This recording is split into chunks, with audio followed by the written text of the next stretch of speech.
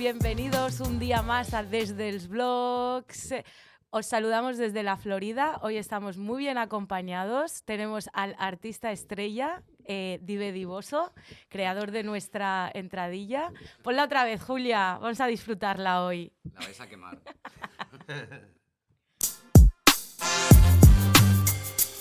Nos acompañan también Nise, Albert, del colectivo La Pose BZN Rap Vieja Escuela.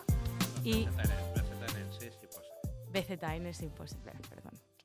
Ya empiezo a liarla, no pasa nada. Están acostumbrados a que la líe, no pasa nada. Acostumbrados y acostumbradas. Y Capi One, Capi Style, jefazo. ¿Cómo estáis? Bienvenidos a la Flori. Hola. Hola, gracias. Hola, ¿qué tal? Muchas gracias. Pero gracias por invitarme. De nada. Albert es del barrio. Bueno, vamos a empezar primero presentándoos a cada uno de vosotros, pero antes arrancamos con el jaja, no. ¿Qué ha pasado? No vamos a entretenernos mucho porque tenemos invitados muy interesantes, así que comentar solo un par de cositas. Por una parte, hemos empezado el Ashab Club Esportiu, al que estáis invitados e invitadas. Martes y jueves, entrenamientos para chavales, chavalas de 8 a 16 años en el Cruyff Court. Estáis invitados, es gratuito. Y cuantos más seamos, más nos divertiremos. Y lunes y viernes a las 7 para mujeres de entre 20 y 50 años. Tenéis aquí a la entrenadora oficial, así que lo vamos a pasar muy bien. ¿Qué más noticias tenemos? Bueno, algo que me ha llamado la atención ha sido el comentario que ha hecho la ministra de Justicia respecto a la ley que se está intentando impulsar del solo sí es sí, que según ella, bueno, es muy fácil probar si ha habido violencia, porque con una herida una ya puede mostrar que no ha habido consentimiento. Lo vamos a dejar ahí, no vamos a desarrollar mucho más. Invito a la ministra a que visite los centros donde están las mujeres que han sido abusadas, que vaya a las entidades que están acompañando a todas las mujeres que han sufrido y bueno, que luego nos cuente si ella puede ver las heridas nada más entrar, ¿vale? Ponemos un poquito de musiquita para no dejar el drama y presentamos a nuestros invitados.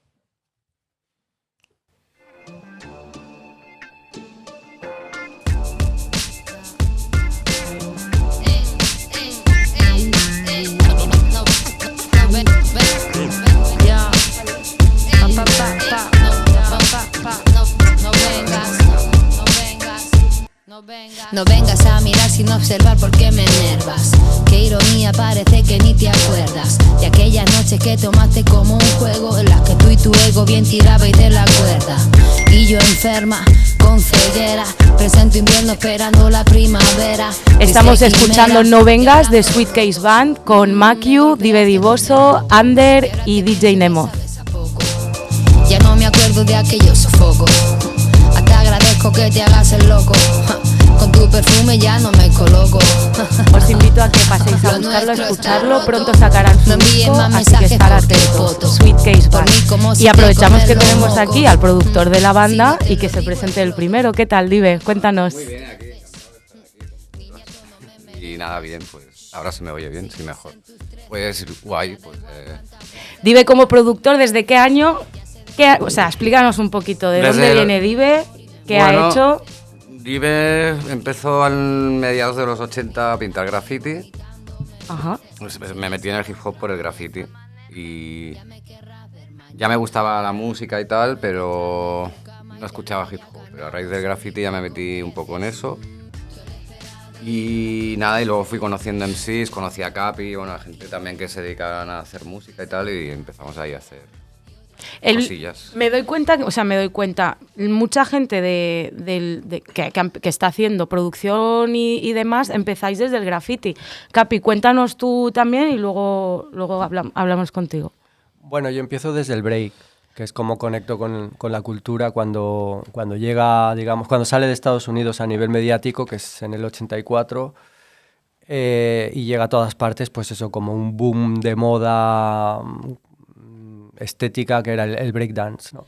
Y yo conecto con el hip hop a través de eso que me engancha y veo que detrás del break hay otras cosas, hay colores en las paredes y hay una música que no se puede identificar fácilmente, que tiene algo que ver con la música que yo andaba buscando ya un poquito antes, buscando en la radio cosas que sonasen más electrónicas y tal, y bueno, si nos ponemos en el contexto de que era 1983, un año antes de eso, la verdad es que en la radio no sonaba música electrónica, era muy raro, porque era un estilo de música que era muy, no sé, había muy pocas bandas que hacían música electrónica y estaba empezando a surgir como pues el italo disco y tal, que usaban sintetizadores influenciados por pues no sé, la música de Moroder y luego las bandas alemanas como Kraftwerk, pero de Estados Unidos prácticamente no había nada y lo único que empieza a llegar electrónico es lo que va asociado al break, ¿no? Que, que luego sabemos que es la música hip hop o el rap, ¿no? ¿Qué pasa? Que yo cuando conecto con el break lo hago a través de la música, o sea, mi primer impulso fue la música. Pero fue lo último que practiqué. Esta es la ironía de todo, ¿no? Curioso, ¿eh? Sí. Es como así Entonces, el break me llevó al graffiti y ya cuando tenía un poco más de edad podía manejar algo de dinero porque ya podía ahorrar y cosas así. Empiezo a comprarme discos y a interesarme por cómo se hace eso. Que bueno, hemos comentado, hemos dicho graffiti, hemos dicho break. Nice, el otro día que estuvimos hablando, Nice... Perdón, nos explicaste, ¿no? Al final, para la gente que no conoce toda la cultura, cuéntanos tú tu experiencia, ¿no? De qué es para ti el hip hop, cómo te acercas y qué son estos elementos de los que estamos hablando, graffiti, break y otros que también hay. Empezamos para mí, ¿qué es el hip hop? Pues es mi cultura, es lo que me he tocado desde niño. Y bueno, pues para mí le llamamos la casa, el hip hop. Y lo es todo porque eso no es como pertenecer a una tribu de estas que andan por ahí o de modas y tal. Esto te engancha, se te mete dentro y además hay unas normas que no están escritas. Los códigos, ¿no? Sí, ¿Qué diríamos? Sí, no están escritos, pero que nos sale de por sí. Por ejemplo, vas a un concierto de rap. Y es muy normal que cuando terminen de cantar, de hacer su actuación, se bajen con el público, ¿vale? Que nos dejamos de ser familia. Eso en el rock, por ejemplo, no pasa porque le quitan hasta los calzoncillos al cantante. O sea. El otro día nos explicabas un poco la historia, ¿no? De cómo llega el hip hop a la Florida, que eso es muy interesante. Sí. Y de ahí conectamos los 4 o 5 elementos que hay. Vale. En el 79, a causa de una trastada que hice, el dueño del local era amigo de mi padre y entonces se hizo amigo mío, no me castigó y entonces me llevó un día legal a un local de estos de discos de importación. Cogió varios y entre ellos me dio a mí 10 y me dijo, elige el que quieras, elige 4 o 5, lo que quieras. Y yo la casualidad que el primero que me puso fue Curtis Brown en el 79, lo primerito. Entonces yo me quedé flipado, yo digo, ¿esto qué es? Qué guapo, qué una pasada. Y daba la casualidad que mis tíos estaban haciendo un máster de medicina en Nueva York. Lo llamo y se lo explico. Y él me dice, no te preocupes. Y se cogió la Super 8, se metió en todos los barrios que hubo y por haber y me envió el Super 8. ¿A Super 8? Sí. Que a los que no sabemos qué es eso. Sí. Era el vídeo de aquella época, vamos. Yo tengo cámara, lo que no tenía reproductor. Tuve que esperar a que viniera para que me pusiera reproductor. Yo tenía cámara Super 8 también. Me la regaló él. Bueno, y entonces vi todo lo que era el conjunto. Yo empecé bailando. ¿Tú también? Sí.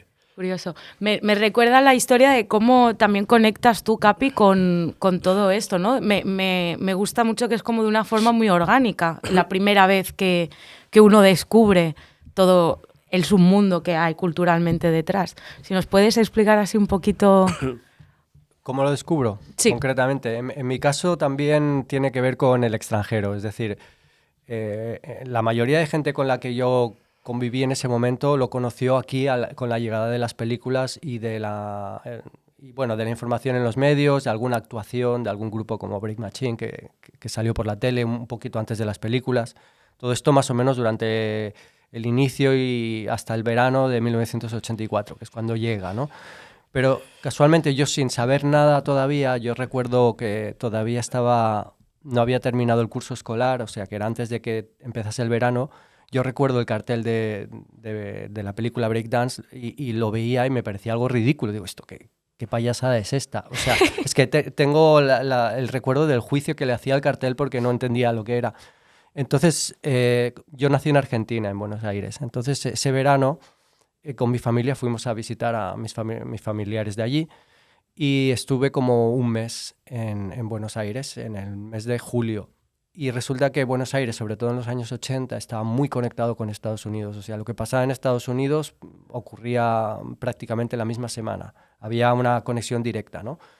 Y entonces allí ya estaban avanzadísimos con toda esta movida. Es que es curioso porque yo llegué allí y me puse a ver la tele, no tenía amigos, tenía 13 años, tío tímido, que vas a hacer una mega metrópolis como Buenos Aires, que vienes de una mini ciudad como Barcelona, pues no sabía qué hacer.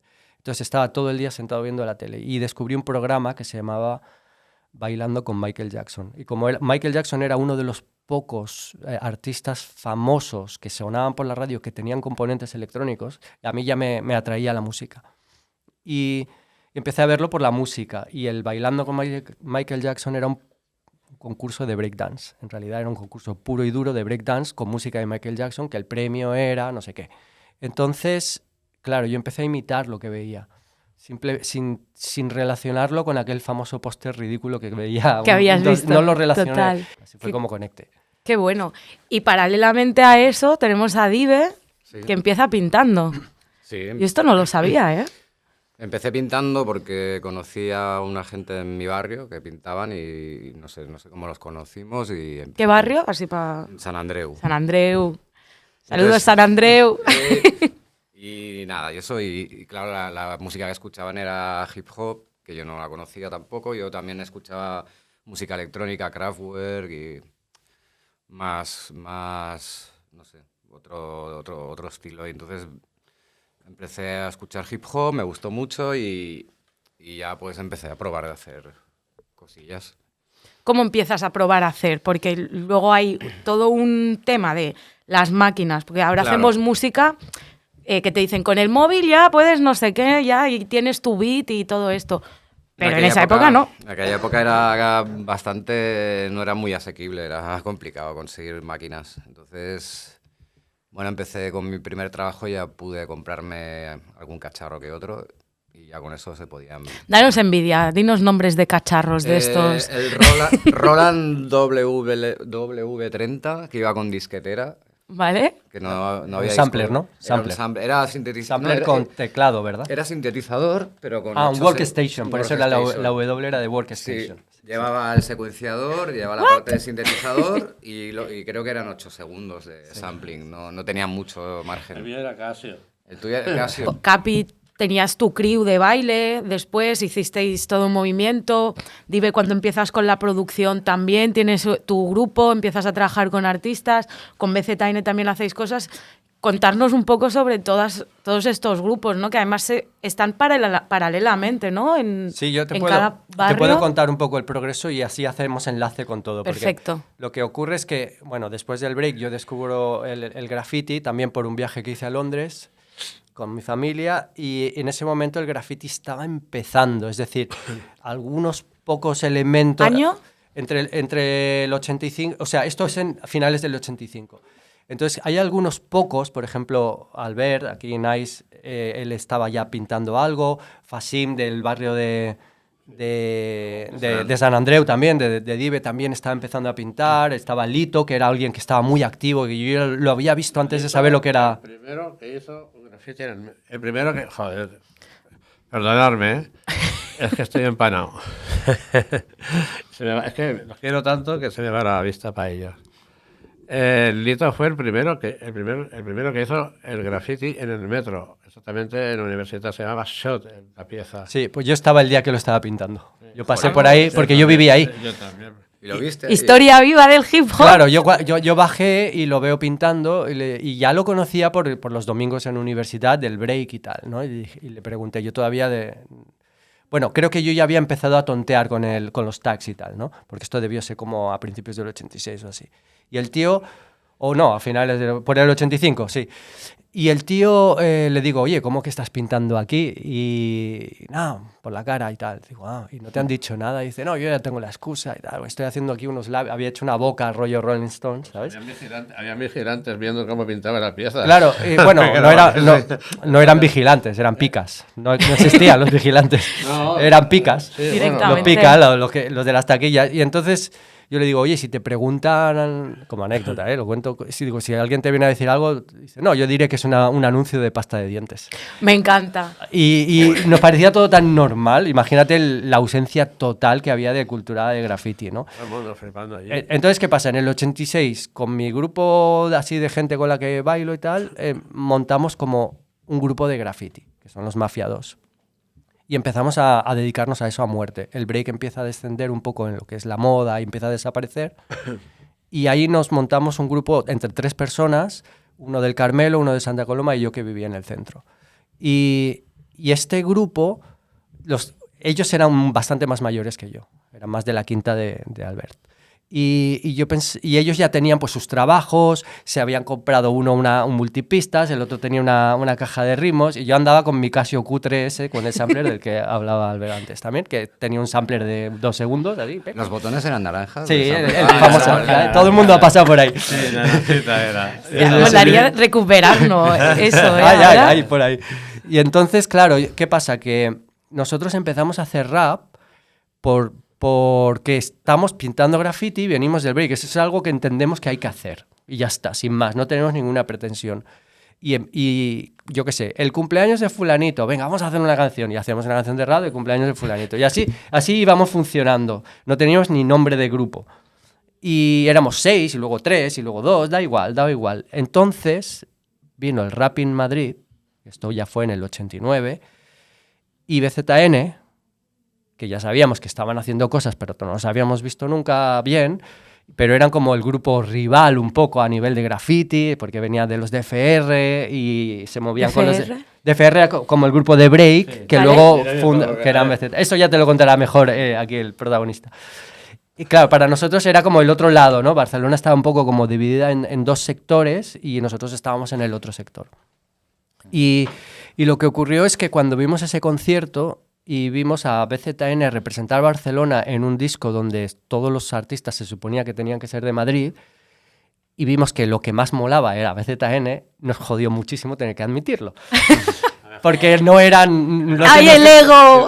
Claro. Pero lo que te quería siempre. Ya había ego en esa época, ¿eh? Hombre, pero yo siempre lo he reconocido esto. Yo siempre lo he reconocido. Éramos súper rivales y lo que inspiró a Underrap, crear el grupo Underrap, fue ese concierto. O sea, cuando los vimos a ellos decimos, en vez de quejarnos, ¿por qué no mostramos una alternativa? Porque si lo que hacemos es, y quejarnos y hablar mierda y ser hater y no hacer nada, no vale, no aportas. Y en esa cultura habíamos aprendido que era aportar y aportar. Entonces nos volvimos a casa y dijimos, hostia, esta gente lo está haciendo muy pro, tío.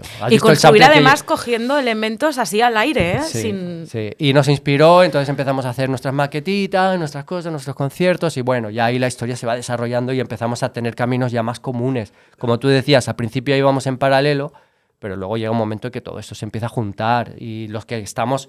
Igual que con el graffiti, o sea, Divi está con los de San Andrés, nosotros estamos con los del Carmelo, pero llega un día en que yo voy a pintar a San Andrés, los de San Andrés vienen a Carmelo, teníamos gente común, éramos todos, si no tenía nada que ver, al final éramos una ciudad y se genera una comunidad. Claro, que vibraba por lo mismo. Teníamos las fábricas ocupadas. Anda. Éramos de los primeros ocupas, ¿no? Sí. De la ciudad. Cuenta. La fábrica de textil, ¿no? Que ahora es el 22 @ y todo esto. ¿De verdad? No, de hecho la Olivetti, concretamente, que era el muro donde empezamos a pintar, era la Olivetti, que es ahora el centro comercial.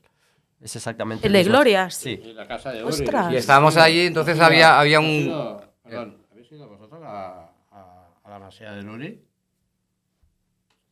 ¿A dónde? A la masía de Uri, donde nos reuníamos. El Uri, sí, el Ure. Y nos dejaban local. Como la anécdota era muy divertido porque montábamos jams allí, que venía un montón de gente a veces, que pinchábamos sacábamos la luz de las farolas a veces. Y todo. Me encanta. Y a veces venía, en aquella época estaba la Policía Nacional aún, y venía la Policía Nacional, hablaba con un chico que estaba de vigilante ahí, decía, no hay ningún problema, vale, va, y se iban. Si no molestáis, tal, nadie se queja. Y toda la noche Vamos, ahí. es que aquello era la guerra, o sea, aquello era el desierto, parecía Bosnia, o sea, todo estaba destruido y vacío, ¿verdad? Y era nuestro. Y de hecho, una cosa muy curiosa es que el edificio que ocupábamos y donde hacíamos todas las fiestas, que estaba enfrente de la Olivetti, han conservado la fachada y si entras ahora a la Pompeu Fabra, ¿Vale? vas a flipar, porque yo entré el año pasado, entro ahí a la plaza y miro así y digo, coño, me han quitado los tags, pero han dejado la fachada, tío. La han conservado y es el mismo edificio. Me lo estáis contando, no sé si habéis visto la serie de Supreme NTM Sí. que han sacado y es como... Es igual. Es muy curioso como paralelamente, ya no solo en la misma ciudad, en diferentes países han ido pasando las mismas cosas, porque también explican, ¿no? Como primero ven a una gente bailando en la calle, entonces empiezan a bailar, empiezan a rapear porque ven que sus compis que estaban bailando empiezan también a hacer como letras, tal, y así es como van creciendo. Es increíble, pero sin conexión entre nosotros, a mí ya me consta, gracias a los años y de conocer gente, que en todas las ciudades de todos los países occidentales ocurrió simultáneamente igual y en los mismos años. O sea, y además Es pasaba lo buenísimo. mismo, era una cosa orgánica. O sea, el hip hop te hacía entender las cosas de una manera que era un lenguaje común, que aunque no hablases el mismo idioma, acababas entendiendo los códigos esos que se creaban solos de la misma manera. Luego tú te ibas a Roma y funcionaban igual, Sí. ¿sabes? Tremendo. París, Sí, París, obvio, nos claro. hicieron una entrevista en Radio Nova y Holanda. Suiza. Radio Nova, claro, Radio Nova es la del ¿cómo es? DJ Dynasty, Dynasty. ¿no? Que sale. Brutales. Pues en Radio Nova nos hicieron una entrevista allí en París. Y luego yo también me hice muy amigo de la tienda Ticaret. A Ticaret, la tienda de vinilos. Sí. Y bueno, de todo. Ahí me compré la hebilla. Y bueno, no sé, me hice muy amigo de ellos. Perfecto. Me encanta, Yo amigos. si quiero, hago un apunte si quieres. Y hablando del tema de los discos, ¿no? También, o sea, primero hay una percepción de que el hip hop es como, no sé, corregirme. ¿Cómo creéis que vivía el resto que no estaba formando parte de todo ese movimiento? ¿Cómo lo vivisteis, no? Si había una buena recepción, pero luego con los años, sí. De los medios de comunicación Sí. serios, sí. ¿Vale? Pero mucha implicación. Radio 3 nos pinchaba las maquetas todas las noches, por ejemplo. Hicimos como 10 actuaciones sin tener discos en el mercado en los programas como Mickey Mouse Club, como 3x4 de la Julio Otero, el Club Disney, o sea, un montón. Y teníamos contratos ya en el 86. Yo empecé en el yo me lo empecé a tomar ya, aparte del baile, yo como empecé con los grafitis, yo en el 83 hice los primeros bocetos y los pintamos en un murito que había aquí, bueno, en el muro, te lo explico, aquí en el puente Patacaballos. Ujú. Y en el 84 el Instituto El Provenzana me encarga de hacer un graffiti, lo hago, él fue el primer graffiti de Hospitalet y que un par de generaciones estaban acostumbrados a pasar por ahí y ver la pieza. Y cuando la quitaron, todo el mundo se puso muy triste porque le faltaba algo de la niñez. Normal, la Vale, historia. entonces vino Harry Sarfan, que ya explicaremos quién es. Miquel y yo ya habíamos hecho 2 letras, Mensaje Latino y La Paz, y yo con lo que tenía de estudio en mi casita hice la base y le gustó. Uno de nuestros grafitis sale en Sprayar, en el libro de él, y al oírnos, porque cantamos esas 2 canciones en una de las jams que hicimos, y al oírnos nos pegó el empujón, que nosotros teníamos que seguir por ahí porque también nos dijo que España y México eran los que habían sabido coger mejor la esencia y adaptarla. Dijo esos 2 países, había más. El Capi dice que Argentina también se movía mucho. No, en Argentina lo que había era break en la tele. Yo no vi hip hop por ningún sitio. Vale. Había break en la- Vale, pues entonces tenía razón el hombre. Henry Sarfan es el que hizo el reportaje, bueno, el documental Guerra de Estilos, entre otros. En Madrid el hip hop entró por la base aérea de Torrejón, pero en Barcelona entró por Henry Salfan. Todo el mundo piensa que todo el hip hop entró en España por la base aérea de Madrid, y no. Ahí entró por Madrid, abrieron fuera la discoteca Stones. No sé si habéis estado. Había estado ahí, sí. ¿Sí? Muy buen rollo con los americanos allí, bailan todos de la cultura, y abrieron una discoteca, yo creo que ha sido de lo mejor que ha habido. Y Me gustaría hablar también como el salto porque todo esto es por diversión al final. Empezáis por la diversión. Aventura y diversión. Aventura Sí. y diversión, y se genera toda una movida a raíz de eso. Luego también el tema del baile en Plaza Universitat, ¿no? Que me han explicado un mogollón de historias. El salto de me divierto a es que me estoy dedicando a esto, eso a mí me parece muy potente. Bueno, al final te vas especializando, ¿no? Pues lo que hemos dicho antes, yo empecé con el graffiti, pero al final me especialicé con la música. Con la producción. Sigo pintando de vez en cuando, Ah. pero mi trabajo es más la música. Hay otros que sí que viven del graffiti, han pasado a hacer exposiciones, lienzos y esto tal, mucha ¿no? caña con tu grupo, tío. Te hago una pregunta, Dive. ¿Tú cuando te haces adulto, en qué época te pilla? Cuando pasas de ser un adolescente a ser un adulto, que dices, bueno, ya no puedo seguir viviendo del cuento, te pilla ya haciendo música, ¿no? Claro, sí. Y ahí tomas una decisión, o dejo la música y me voy a trabajar a una ferretería. No, estaba trabajando y decidí comprar equipo y dedicarme a tope con eso. ¿Qué edad tenías? 18, 19, 20. 19. Exactamente, es exactamente lo que me pasó a mí. Con 19 tuve que decidir si me iba a dedicar a vivir de algo que tuviese que ver con lo que yo estaba consumiendo todos los días o no. Y me arriesgué, como hizo Dive, básicamente. Buenísimo. ¿Cuál fue la primera producción que hiciste, digamos, profesional? Bueno, lo primero fue en Cat Hop Tracks, ¿no? Fue lo primero que... ¿Cuál? Cat Hop Tracks es una cinta, y es donde... Eso lo patrocinó y estimuló Koa. Koa, que Koa, era sí. un miembro de mi grupo, tanto de Mafia 2 como de Underrap, del grupo original de graffiti de rap. Y él, como él empezó a ser DJ muy tempranamente, hacía mixtapes de electro y tal, y entonces montó como una especie de sello para los mixtapes y se le ocurrió hacer una cinta que recopilase a los grupos de rap catalanes. Y esto fue en el 93. Entonces me pidió a mí, que yo ya andaba, llevaba 3 o 4 años como muy focus con la música, aunque ya no teníamos el grupo Underrap, yo estaba con otro grupo que se llama RS232, estaba empezando a grabarle a otras personas, me pidió a mí que hiciese la parte de producción técnica. Y claro, yo acogí por primera vez a artistas que luego serían fundamentales. Por ejemplo, 7 Notas, 7 Colores, donde vinieron Dive y Oliver a grabar su primer tema. Pero claro, yo me acuerdo que Dive vino con el sampler, viniste con un Akai, ¿no? El S1200. Sí, y sacamos las pistas de ahí, las grabamos en mi 4 pistas, yo tenía un 4 pistas así de cassette, y luego Oliver pues se pegó las 2 rapeadas ahí. Y esto lo hice con prácticamente todos los grupos. Cuando empezamos a tocar en directo en las jams, ¿vale? Entonces, bueno, una vez en una de ellas vino el Henry Salfan a vernos y tuvimos una charla con él. Vamos a contar que desde el año 85 nosotros ya teníamos contratos encima de la mesa. Por ejemplo, el manager de Los Rebeldes iba loco detrás. Y alguna más discográfica también. Pero nosotros no queríamos. ¿Por qué? ¿Eh? ¿Por qué? Porque ahora lo entenderás. Vale. Vale, sí, no, lo vas a entender porque es al final.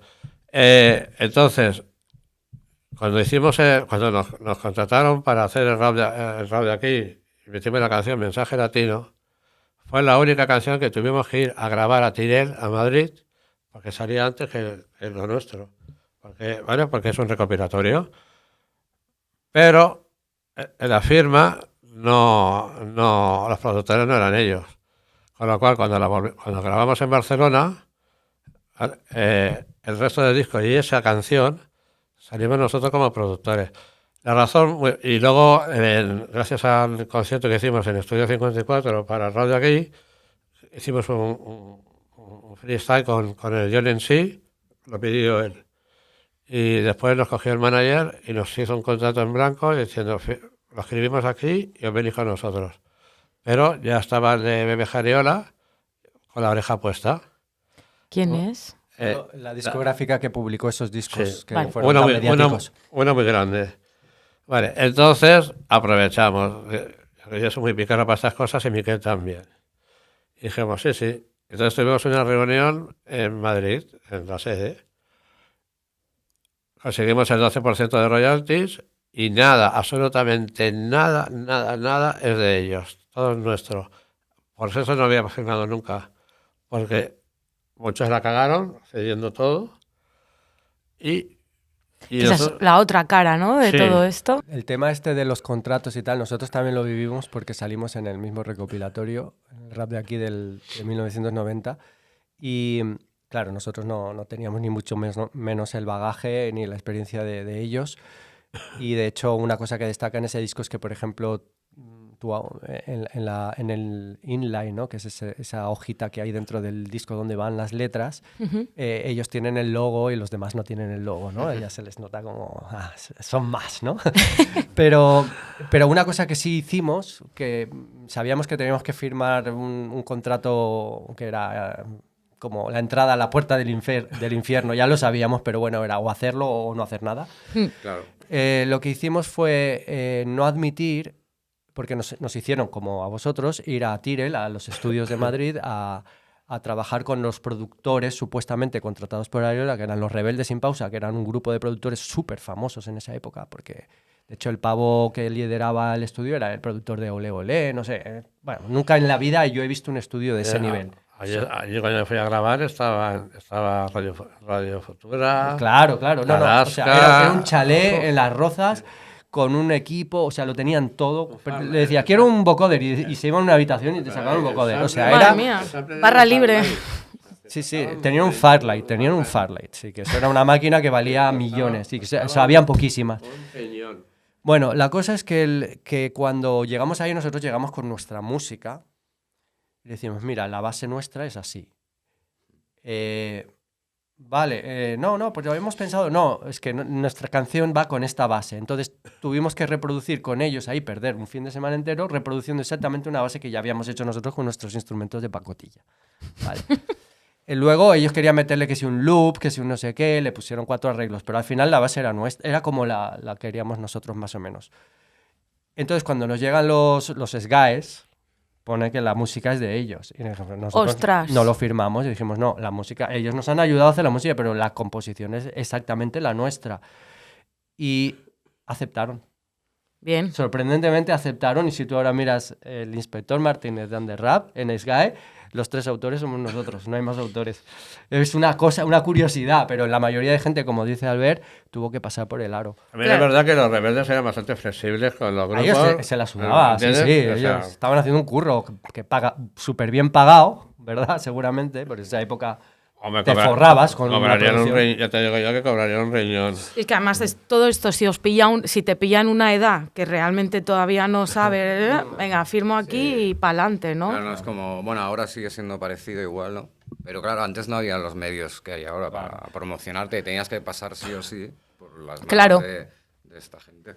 Aparte, bueno, y todo esto con el rap de aquí, vuestro álbum y poco más, BMG decide abandonar el hip hop y dejarnos a todos como esperando. Y ahí es donde muere la movida, ¿no? Más o menos. ¡Ostras! Y bueno, muere a nivel mediático.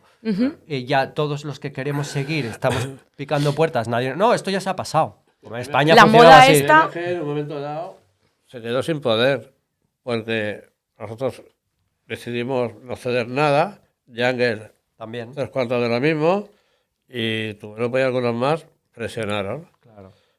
Porque el problema de firmar un contrato con ellos y darles es que te pueden borrar del mapa. Si no tragas, ¿vale? Te tienen 2 años y no puedes grabar con otra compañía, no puedes hacer nada. Entonces te tienen 2 años sentadito en una En silla, el cajón. ¿me entiendes? Y cuando ya no eres nadie, Ay, es que no, los números no nos dan, Entonces, ¿no? ese es el peligro.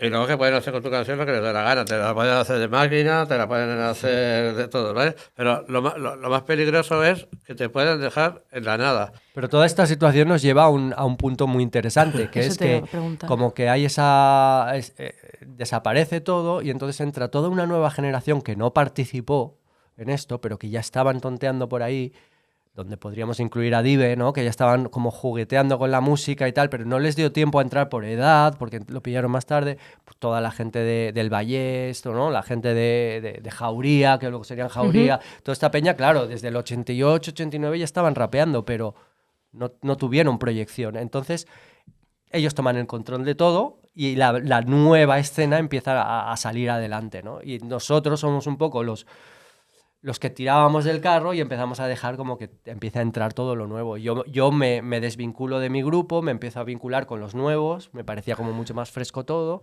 y es lo que empieza a surgir. Lo que pasó... Y ahí ya Dive tendría que hablar. ¿Y cómo es y el proceso este de impasse Dive en el que, pues digamos, ¿no? Hay este relevo? Pero no había ese nivel que se había intentado a nivel técnico y tal, no había tanto medio, no se puso tanto No, medio. claro, nosotros íbamos en carretas de madera y cuando las multinacionales se metieron por en medio le sacaron brillo a todo lo que hacíamos, pero realmente nosotros no pudimos pasar el testigo con conocimientos, porque no los teníamos. O sea, Claro. yo estaba aprendiendo a la vez que Dive estaba aprendiendo y los que vendrían después estaban aprendiendo. Seguíamos aprendiendo, ¿no? Bueno, Teníamos la ventaja de llevar 2 o 3 años más. Sí. aparte de pasar el testigo, también es el apoyo, el empujón. Eso es muy importante, y eso lo hicimos Sí, todos. sí. eso Lo sí. que pasa es que los medios ya no apostaban tan fuerte, ¿no? Ya no había tanta... los medios como la televisión, radio y esto ya no apostaban tanto por los grupos. De hecho, estuvimos como 2 años tocando en casas ocupas, sin Soweto. en Soweto, sin apenas ganar dinero, ¿no? Fueron 2 años ahí hasta que alguien se fija en ti, una discográfica y tal. Y claro, porque para mí, por ejemplo, a mí el rap me llega como algo reivindicativo, ¿no? Sí. Como el rap, el graffiti, toda la cultura al final es una reivindicación de la personalidad de la gente, que no es pues el pop que está sonando en ese momento y que todo el mundo escucha. Para mí eso es muy importante y que a pesar de que tú no tengas tu espacio mediático, lo sigues haciendo, que creo que es un poco lo que se ha perdido a lo mejor hoy en día, que es como, si mi música no es lo suficientemente mediática, pues voy a convertirla en música mediática, no voy a convertirla en algo que es lo que se está escuchando, no voy a intentar reinventarme, o también, por lo que decíamos antes, la forma de crearla es muy distinta. El sampler, o sea, no sé, no me imagino a chavales de 17 años ahora sabiendo que es tener que buscar en el vinilo ahora el cachito que quieres que suene, el loop, todos estos conceptos creo que se han perdido, ¿no? Cuando para ti era el ABC y tampoco es que estuvieras yendo a una escuela que te expliquen cómo se hace, que eso me parece todavía más interesante. Luego corta. ¿Cuál vas a poner? Flowazo de Capi. Vale. Lo que me refiero es explicar, o sea, el cambio este de pasar de tocar a casa.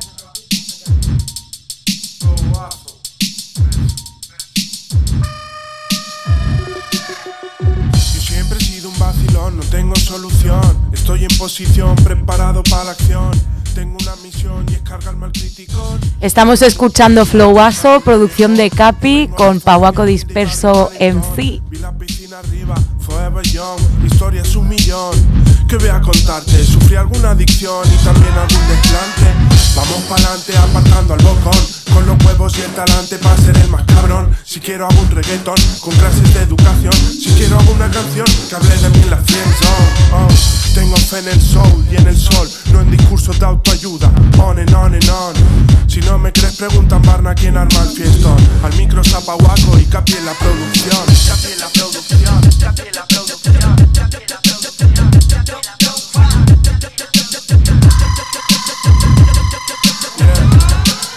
El capo sin contrato que autodita un discazo. El dato es que los mato y el mensaje un balazo. El hip hop el futuro pasos. En el rap soy un chulo, en la calle perfil bajo. Adivinan tu futuro los que no tienen ninguno y acaban soltando un bulo si nadie les hace caso.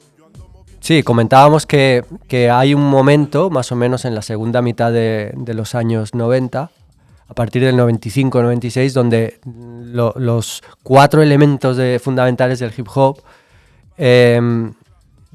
pasan de ser elementos muy bien ejecutados por la gente a nivel underground a ser elementos que se pueden comercializar. O sea, empezamos a comerciar con ellos, es decir, sin tener que cambiar nada por una vez, sin tener unos rebeldes sin pausa, un BMG Ariola detrás, podemos empezar a ganar dinero haciendo lo que sabemos hacer.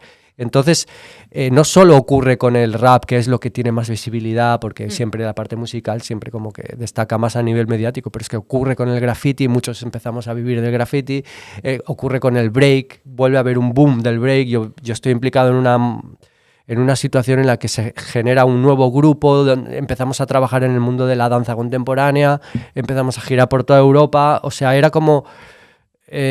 ¿qué ha pasado? Nos hemos hecho adultos, porque era lo que estaba pasando, que los más viejos ya teníamos 25, 26 años y los nuevos ya tenían 20, 21, 22 y ya éramos todos adultos, teníamos que hacerlo bien. Claro, ahí ya... ¿No? Dive, tú más o menos te coinciden fechas, ¿no? Es por esas fechas que empezáis a trabajar. Sí. ¿Cómo es la experiencia de una gira? Yo todo eso es Bueno, bueno. ahí pasan muchas cosas ahí. Claro, cuando pasas de, pues lo que decíamos, ¿no? De estoy tocando en espacios que pues la visibilidad es... Bueno, estaba... Sí, la OPP, nos hemos olvidado, también están por La ahí. OPP. Nación Sur. Nación Sur. Sí, empezaban a haber grupos, ¿no? Pero era todo más underground, que yo no entiendo por qué las multinacionales no apostaron más por todo. La era de las maquetas es un misterio que no tiene ningún sentido y no he visto nada que se parezca en ningún otro país. Es decir, nuestra era de las maquetas, antes de haber sido tan popular, porque fueron 3 años muy bestias, cualquiera con 2 dedos de frente que tuviese un poco de visión de negocio musical hubiera dicho, espera, no saques un cassette, esto se hace en vinilo. Ya, o sea, no. cualquiera, que solo lo hizo Sergio Aguilar en Yo Gano con CPV, que no les dejó hacer maqueta, y fue el único. O sea, lo que pasó en el 94 con CPV tendría que haber sido automático y no tendrían que haber existido las maquetas en un país normal. Sí. Tal cual. De hecho, hicimos unas maquetas en cinta que fuimos a una jam en Dortmund. ¿Tú fuiste? Sí. Que yo me llevé unas copias de las maquetas. Yo la organicé. El El autobús lo organicé yo. El autobús lo organizaste tú, sí, cierto.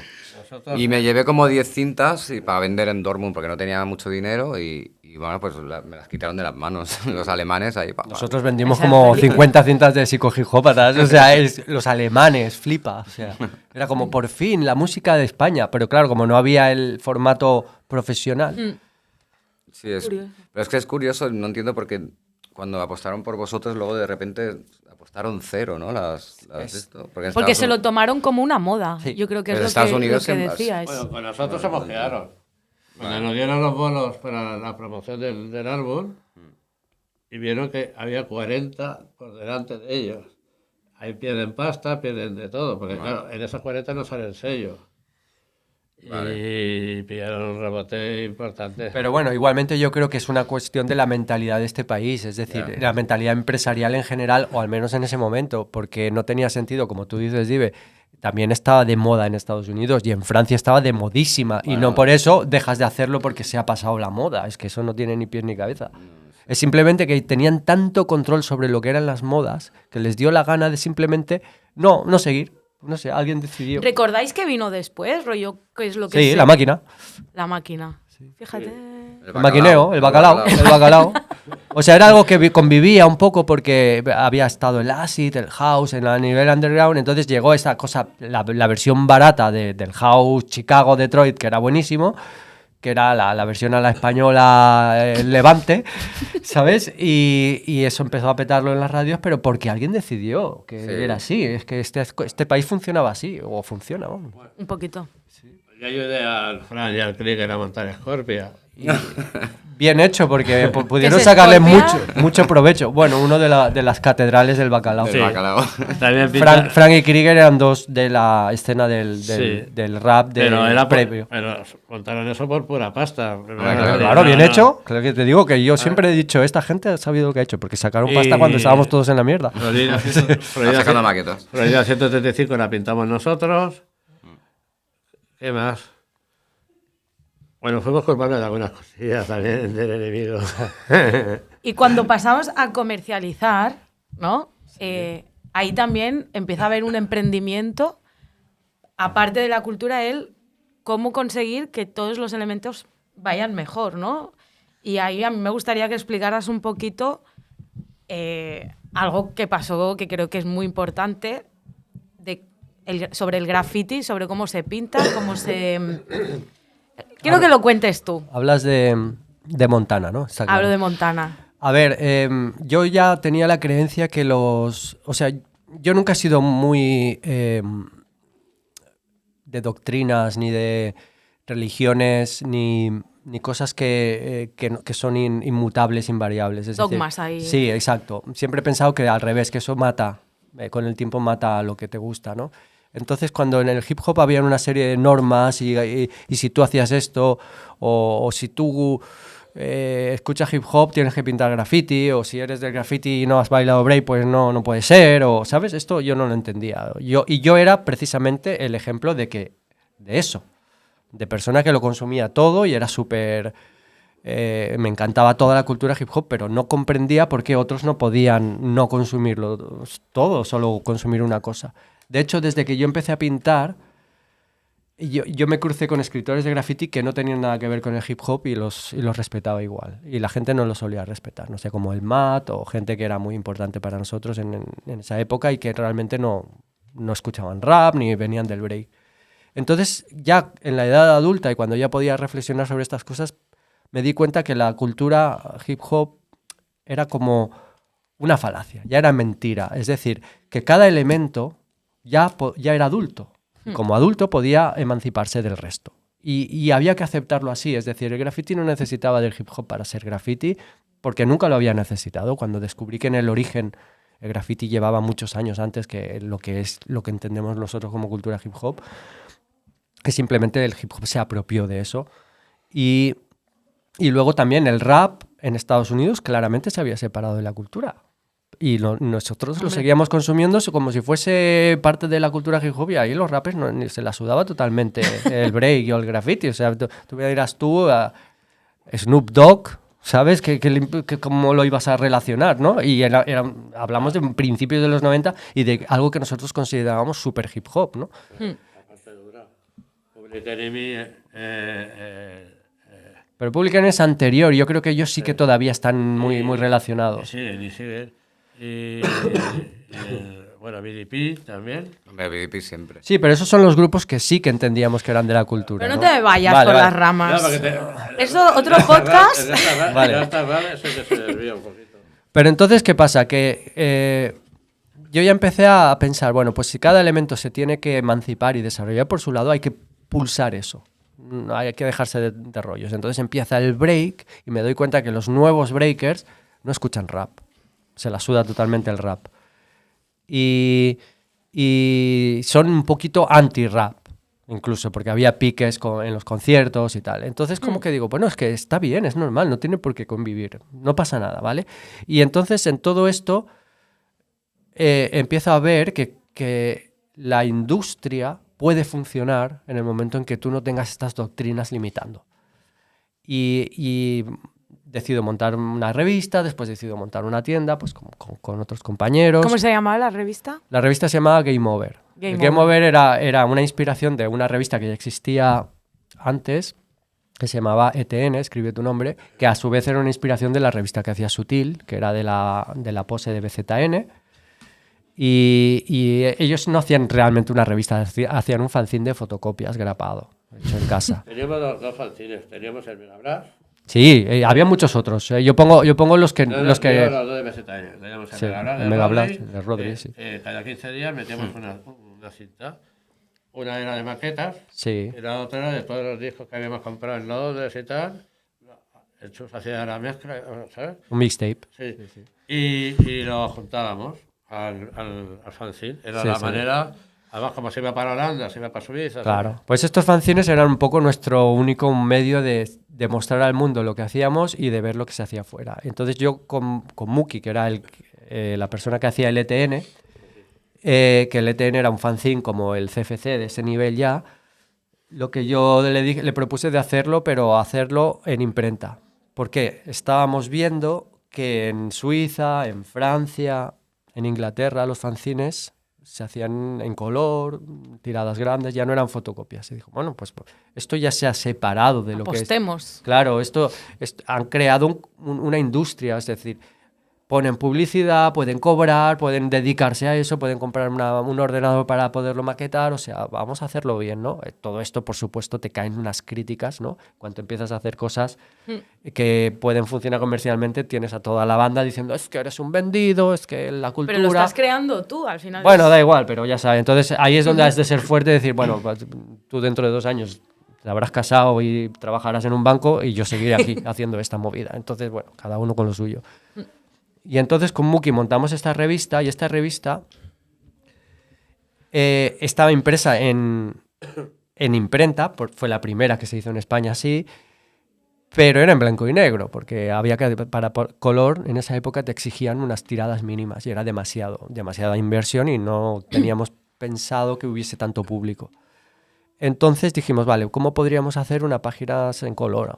¿Cómo las podríamos financiar si no podemos hacerlo con la venta? Pues con publicidad, ¿vale? Empezamos a buscar publicidad y en ese momento nos dio por buscar la publicidad de la única marca de sprays que más o menos nosotros asociábamos al graffiti en Barcelona, que era la de Felton, la marca Felton, porque era una marca local que robábamos a mansalva, pero que también comprábamos. Yo estaba allá. Eso no sé. A ver. Ahora ya no se hace eso. Ahora ya no, ahora ya no. No, que va. Lo que pasa es que no había otra, había que robarlos porque eran muy caros los botes y no había buena pintura y tampoco... Entonces, ¿qué pasaba con Felton? Que podías comprar, había sitios donde se enrollaban y si comprabas una cantidad, pues te hacían un buen precio y era bastante razonable. Y lo bueno es que como muchos estábamos empezando a trabajar con el graffiti, pues necesitábamos comprar. No Claro. podías irte a robar para hacer un trabajo porque no tenías que comprar unos colores, ¿no? Entonces conseguimos finalmente, a través del tiempo, contactar con alguien de Felton. Esta persona vino, acababa de entrar en Felton, era como del departamento comercial, y esta persona que se llama Jordi Rubio, lo que hizo fue flipar. Cuando le contamos lo que estábamos haciendo, un tío joven, 25 años, y dice, me encuentro aquí con 2 hippies de 20 años que están haciendo una revista de graffiti, pero qué flipada es esta. El tío estaba flipando. Y nos ayudó desde el principio, nos dijo que sí, que nos iba a aportar dinero para hacer la publicidad. Hicimos la página en color. Yo lo vi tan predispuesto que le dije, pues nosotros tenemos un sueño y tal. Entonces le explicamos lo que era Ticaret y 4-Star General, que eran las 2 tiendas que habían, una en Londres y una en París. Y le dijimos que eran 2 tiendas de hip hop que eran míticas, que era donde todos hacían el peregrinaje para comprarse material, pero que en esas tiendas fallaba algo, que no había pintura en spray. Y que nosotros queríamos hacer la versión que tuviese pintura en spray, para ya ser la bomba, ¿no? Discos, ropa, maquetas, ¿no? Y podías vender todo lo que tú hacías. O sea, toda la gente local podía venir y vender su material, sus camisetas, sus maquetas y tal, pero además podías cargarte de pintura, ¿no? Y nos ayudó a montar esa tienda. Entonces, a raíz de ahí hubo una conexión muy buena con él, no con la marca. La marca, de hecho, era bastante reticente a todos los pasos que íbamos dando y al final él decidió irse de la marca y nos propuso a nosotros crear una marca específica para este tipo de cliente, o sea, para nosotros, para el graffiti, y ahí nació pues la idea de Montana. Y nosotros colaboramos desde el principio para orientar cómo tenía que ser el producto. Buenísimo. O sea, un producto para grafiteros creado por los propios grafiteros me parece... Y además hecho aquí y que se vende en todo el mundo, ¿no? Sí, bueno, esto se ha transformado en una cosa... Es referente, es que en Montana... Gigantesca. Además, como fue la primera, luego se ha imitado, ¿no? Pero siempre hay que reconocer quién es el primero y el primero es el que va por delante en todo, ¿no? Piensa que esto es el año 94 cuando pasa todo esto. Mira, yo pintaba con spray color. Y yo. También. Que ahora- Novelty. Vale, que ahora- Novelties, también. Eso es otro. Ahora es. Pinti Plus. ¿Eh? ¿Cómo se llama ahora? Ahora es NBQ. Bueno, no. Pinti Plus. Pero NBQ no es spray color, no Sí, jodas. es de la madre, coño. Bueno, pero no es lo Perdón. mismo. No es lo mismo. No, pero no, ahora voy a hablar de lo tuyo. De lo mío. Sí, claro. Cuando nació Montana. Montana, se abrió un nuevo mundo. ¿Por qué? Porque eran escritores. Con lo cual sabían que había que poner válvulas, o sea, nosotros, acuérdate que las primeras válvulas las hacíamos cogiendo válvulas de laca de la mamá y tal, y haciendo la mujer más grande, sí, así de tal cual, tal cual. Entonces cuando nació Montana, ya eran un producto con todo lo necesario para hacer piezas, que no existía. O sea, una calidad de... La pintura era más buena. Bueno, una anécdota que yo tengo como, la recuerdo, creo que me la contaste tú o vete a saber, porque hay historias como que al final pues la historia oral cuenta mucho para que permanezca el pasado. Se hacían buses de otras ciudades para venir a comprar Montana, Sí. porque Tal cual. llegó a ser Es que referente. Montana abrió un camino que no existía. O sea, era el producto ideal para hacer grafitis de calidad. Bueno, ideal no, era el producto hecho para. Sí, para estaba. graffiti. O sea, pero Por porque- los grafiteros para Claro, es que eso es lo los bueno. escritores. Eso es bueno. Es una marca hecha por los que la utilizan. Quiero decirte, sabían todas las deficiencias que había, o sea, sé todo lo que había que aportar. Y hubo un boom, de verdad, cuando los grafitis empezaron a ser diferentes, de mucha más calidad. Más gama de colores. Se agarraba a casi todos los materiales, una cantidad de colores increíbles, y las válvulas, sobre todo, las válvulas era ideal, y un montón de cosas más. Te quiero decir, A mí me gusta asociarlo a la aparición de las MPCs en la música, ¿no? Como Anda. facilitaron muchísimo al productor sonar súper bien con un aparato pequeño, barato, pensado para samplear, para hacer finger drumming y para hacer hip hop, ¿no? Porque la MPC claramente está pensada para hacer hip hop, no para hacer bandas sonoras. Entonces, me gusta hacer esa asociación de cómo cambia la historia de la música, una industria que decide adaptarse a una necesidad. De ¿no? hecho, la pieza que hicimos en el Raval, para Fijo con los Valientes, que la hizo Belmez, está hecho con Montana. Ya. Aprovecho ahora porque vamos a ir un poco recogiendo todo. Vamos a abrir un espacio de podcast exclusivo para esto. Yo creo que es necesario. Aprovecho ahora se está lanzando la revista de Tramontana también, para los que queráis saber qué es lo que está pasando en el mundo y demás. Es gratuita, podéis pasaros a recogerla. Y tú, Nice, ahora has comentado el tema de hip hop con los valientes. Sí. Tenemos aquí el disco. Si quieres contarnos un poquito en qué consistió el Vale. proyecto Muy bien. y lanzamos... Yo te he dicho que estoy enfermo, ¿vale? Yo estuve ingresado casi 2 meses en la sala no COVID, en el Broglie, y entonces yo soy muy inquieto. Y pasaban los días y solo tenía mi teléfono. Y entonces, como he hecho siempre, pues empecé a hacer un esquema y tal, y cogí el teléfono y empecé a llamar. Al primero que llamé fue a Salva, que es mi tándem. Salva Soul Capture, Sí. un saludaco Mira, desde aquí. es que tú sigues la página nuestra, ¿no? Yo a él lo conocí. ¿Sí? Sí. Que callado se lo tenía. Y entonces, al segundo que llamé fue a Rapsus para tantear a Diego. Ujú. Rapsus Crane. Sí. Conocemos también un saludo. Vale. Entonces, Invitadísimos todos Bueno, hicimos correr la voz. Y iba a ser un CD. Luego fueron 2. Llamamos a la discográfica. Vale, no hay problema. Pero explícanos de Ya, qué va sí, el sí, proyecto. no te digo. El proyecto es muy sencillo. El 100% de los beneficios obtenidos han ido a parar al equipo de investigación oncológico infantil de Sant Joan de Déu. ¿Por qué? Porque no va al centro, va al equipo de investigación. ¿Cómo funcionan los equipos de investigación? Porque el cáncer infantil es muy diferente al cáncer de adulto, no tiene nada que ver. Entonces, y hay 4 hospitales en el mundo, no hay más. Entonces, ¿qué ocurre? Están enlazados. Entonces, lo que descubre un equipo de investigación automáticamente lo comparte con el resto. ¿Vale? Y así, entonces, todo lo que hagan en ese punto, ¿vale? Todo lo que hagan ellos repercute a nivel mundial. San Juan de Dios ha hecho un edificio para los papás para que duerman, para que estén con sus hijos, han hecho un montón de cosas. Pero nosotros quisimos que fuera íntegro los beneficios obtenidos, íntegro al equipo. ¿Por qué? Porque no solamente ayudábamos al hospital, sino ayudábamos al resto del mundo. Y bueno, llegamos a 10.000 euros, están ingresados 5.250 y ahora estamos... Lo que pasa es que ya no lo hacemos ahora lo hacemos ya con venta directa porque va a bajar los precios y tal, porque la discográfica... ¿Dónde pueden comprarlo o adquirirlo la gente? Bueno, creo que en Instagram hay una página directa de Hip Hop con los Valientes y ahí seguro que encontraréis toda la información. Sí. Hay un WhatsApp que ya te lo paso si quieres. Y lo ponemos... ¿Vale? Sí. Aquí lo vamos a poner. ¿Vale? Y ya, si os parece, así me gustaría como recoger conclusiones de cómo se ha ido generando toda la cultura que habéis vivido, la música, a cómo lo estáis viviendo ahora, esa transformación, ¿no? Un poquito, nada,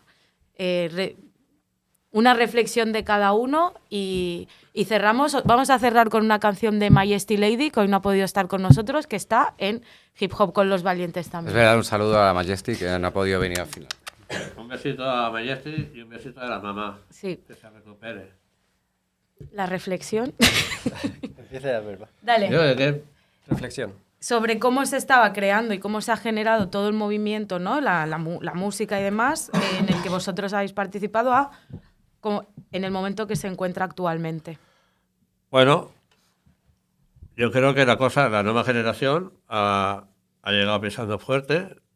Tenemos a Yere Yebadi, tiene 16 añitos y revienta, vende todas las entradas. Ahora está en Madrid, por cierto. Y es una pasada. Hay un DJ, ahora no me acuerdo cómo se llama, también de la misma edad, es increíble. Y esa es la parte buena de los nuevos, pero no solo aquí, sino a nivel internacional. Hay un chaval en Colombia que hace beatbox, de 14 años. Es una pasada. ¿No hemos hablado del beatbox? Sí. Sí, bueno, a mí de beatbox, a mí...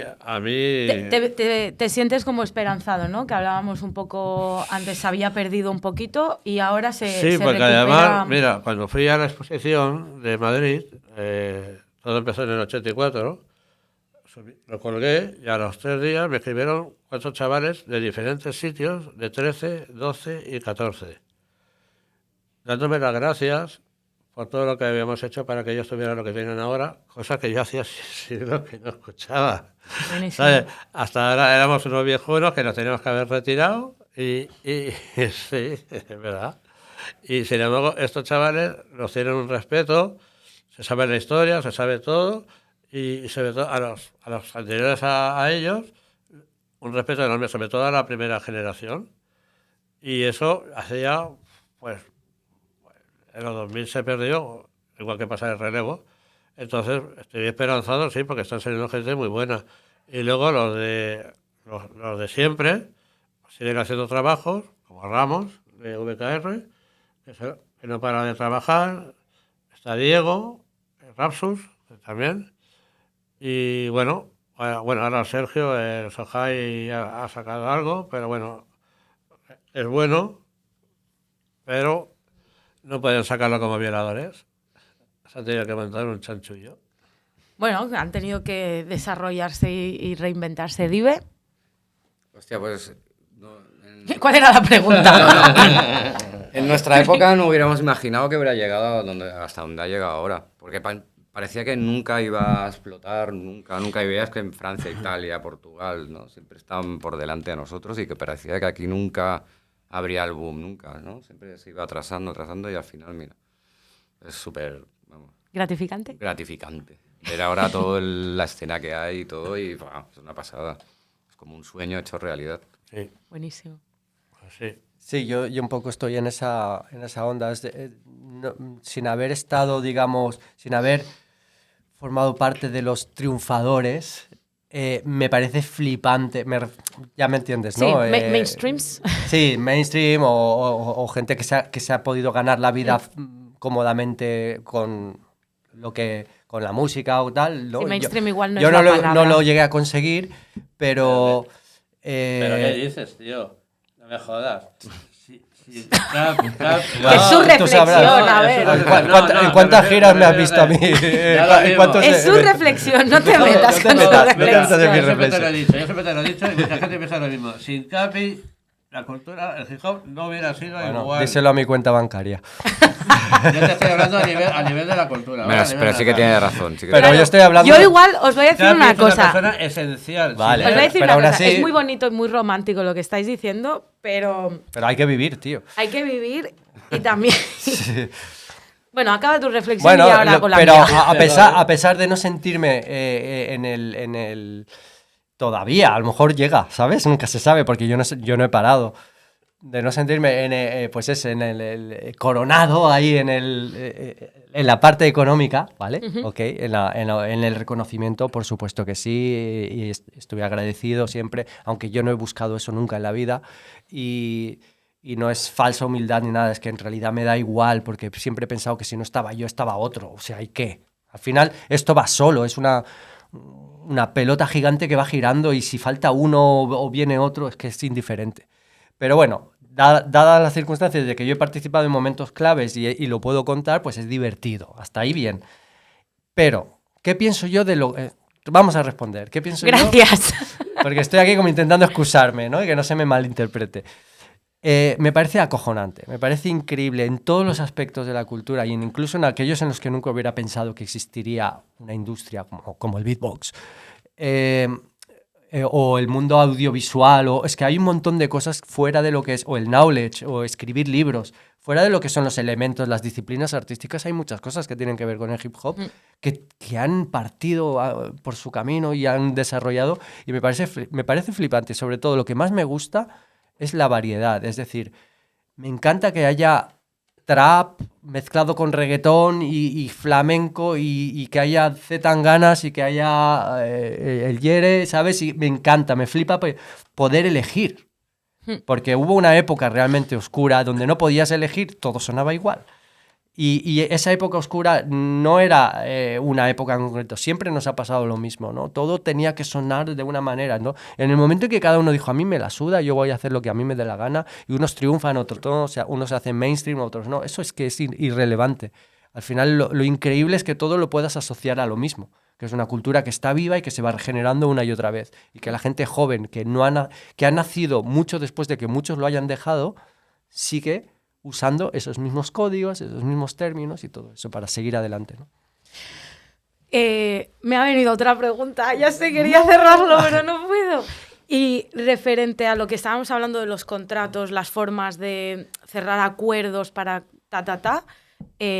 ¿creéis que la existencia de las plataformas que hoy en día se utilizan para ser remunerado por tu arte, por decirlo, han ido en positivo? O sea, ¿creéis que se está haciendo como el mismo juego que estaban haciendo las discográficas? ¿O realmente está favoreciendo a los artistas? Hay de todo. Hay plataformas, por ejemplo, Twitch, ¿no? Que te lo gestiona el propio artista y nadie está por medio. Vale. Spotify es un... A ver, las discográficas grandes... Vamos a sonar en Spotify, pero... Las discográficas grandes se han apoderado siempre de la industria y da igual cuál sea el siguiente sistema de distribución. Aunque nazca de una manera romántica, lo absorberán. Lo bueno de la era actual es que hay espacio para el pequeño. Bien. Antes no lo había. Siempre hay espacio para el pequeño. Y el pequeño puede llegar, esto lo hablábamos con Dive antes, puede llegar a triunfar sin necesidad del grande. Puede decidir no pasar por el aro y seguir adelante solo, y a lo mejor no va a ser Shakira, ¿vale? No va a llegar a ese nivel, pero es que no lo necesita. Pregúntate si quieres serlo también. Claro, exactamente. Que se lo digan a Piqué. No falta de innovación, pero una cosa hay que reconocerlo. El Morat se la ha currado a él. Es más, le quisieron comprar el nombre y la marca y todo por 40...